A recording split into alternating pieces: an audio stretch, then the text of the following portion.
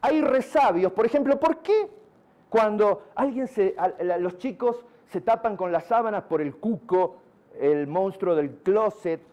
Porque esto está dentro de nuestro software evolutivo. Cuando vivíamos en las praderas, en las sabanas, en grupos chicos, protegernos debajo de ramas, de hojas grandes, todo era una forma de que los predadores no nos encontraran.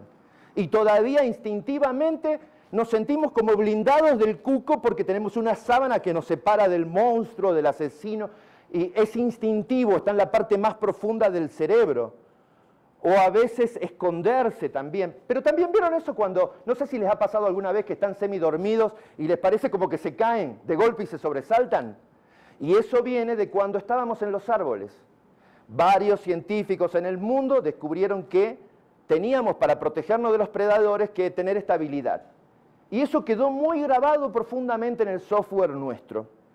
Y también tenemos de nacimiento, ya venimos en el software con miedo a las serpientes, miedos a las arañas, porque evolutivamente fue cargándose en nuestro software evolutivo. ¿Y cómo lo aplicamos? Por ejemplo, hay resabios, el hipo. Tenemos todavía un músculo en la planta de los pies que sirve, está atrofiado, pero lo tienen los simios. La piel de gallina es un resabio también evolutivo, ya no tiene sentido. Tenemos un tercer párpado, un resabio de tercer párpado. El poder hacer flexiones de brazos y hacerlo con capacidad tiene que ver con también evolución nuestra, los músculos que tenemos todavía en las orejas y que algunas personas se llama atavismo cuando aparece un resabio evolutivo hoy en una persona. Hay personas que ustedes han visto en internet, nacen con un pequeño rabo, hay gallinas que nacen con dientes, cuando algún gen se activa erróneamente, que estaba obturado, que estaba cancelado o atrofiado. El coxis, los órganos vestigiales como el apéndice, que ya no tienen sentido. Bien, rapidísimo. Tenemos bonobos y chimpancés. ¿Cuál es la diferencia? Estamos más emparentados con los bonobos. En la evolución, ustedes saben que la evolución hace que quien está separado, como en las Islas Galápagos, Charles Darwin descubrió que como las islas están separadas, había mucha diferencia entre las aves, las tortugas de cada isla. ¿Qué sentido tenía? Simplemente la separación hizo que siguieran evoluciones separadas. El río Congo, en el África, el río Congo separó a los bonobos de los chimpancés. Los chimpancés son más agresivos, más rústicos. Los bonobos son más amorosos. Son sociedades matriarcales. La mujer no son nada machistas, hacen sexo como hacen el amor casi los humanos. Hacen el sexo cara a cara. Es fantástico estudiar esta especie de los bonobos y vamos a descubrir, nosotros hemos descubierto, no es el tema de hoy, pero más de 115 comportamientos similares del bonobo con el ser humano actual en sociedad. No estoy hablando del ser primitivo, en la tribu. Estoy hablando hoy, siglo XXI, México DF. Muy bien. Y acá tenemos un cuadro de un famoso ilustrador francés que dice: comer, sobrevivir, reproducirse, comer, reproducirse y sobrevivir, comer, sobrevivir, reproducirse, comer, sobrevivir, reproducirse. Acá estamos nosotros preguntándonos cuál será el sentido de la vida y de la existencia. Y aunque los neguemos, nos pongamos de espalda, vamos a descubrir que tenemos todavía nuestro cerebro con respecto a este señor no ha cambiado mucho. El cerebro no ha evolucionado demasiado. Tenemos casi la misma estructura y también tenemos comportamientos parecidos a otros seres vivos. En un cardumen se hacen experiencias hoy en universidades americanas, se estudia el liderazgo humano a través del liderazgo en los peces. Con un liderazgo de un político, ¿sí? Por ejemplo, se ve que hay una especie de laberinto de agua y suelto peces. Luego traigo peces nuevos y a uno de los peces, primero, el día de ayer, lo entrené para que sepa por qué camino del laberinto llegar a donde está la comida. Y al día siguiente lo suelto con los nuevos que no saben, no tienen ni idea de dónde está la comida. El que sabe rápidamente llegar a la comida, todos los demás lo empiezan a seguir. Es decir, cuando alguien tiene ideas claras, es eficaz, avanza, la gente te tiende a seguir. Pero ahora, sorpréndanse. Cuando el pez que toma la iniciativa, que ya sabe dónde está la comida, empieza a solamente irse solito a buscar la comida y no se vuelve si otro está herido o pasa algo, ese pierde el liderazgo. O sea, hay una gran dosis, incluso en los peces, de valorización de la solidaridad del líder con sus liderados, que tiene que ver con la efectividad de ese líder. No sé si saben quién es Georges de Mestral. Era un señor que en Suiza iba caminando con su perro de cacería un día y cuando volvió a su casa, vieron que cuando vas por el campo se te pegan unas especies de semillas y que es difícil de sacarla de la ropa, ¿no? Es de esa planta, el Arctium bor. La historia es famosa de Georges de Mestral, porque llegó a su casa y le generó mucha curiosidad ese día, a ver qué era lo que se enganchaba tanto. Y lo que descubrió con el microscopio es que había unos pequeños bucles que se enredaban con las ligas, con las fibras del tejido de su pantalón de mezclilla. Entonces dijo, ¿y si esto lo reproducimos artificialmente? Y se fue a una empresa, lo propuso, demoró, muchos le cerraban las puertas, hasta que Velcro decidió invertir y hacerlo millonario a este señor. Ahora, ¿por qué traigo a cuento esto? Lo traigo a cuento porque en un libro que estamos lanzando este año, yo estoy, digamos, haciendo una similitud entre ganchos y fibras con el comportamiento de la persona y con cómo nosotros podemos enganchar el cerebro de la gente, hackear el cerebro de la gente, enganchando lo que ya por naturaleza existe en el cerebro. Ejemplo, tenemos un bucle, así lo llamamos en mi libro, de aparente cuidado y protección. Esto se ve en muchos seres vivos. Es más, cuando un perro es cuidado por un amo, el amo le puede pegar y el perro vuelve a casa.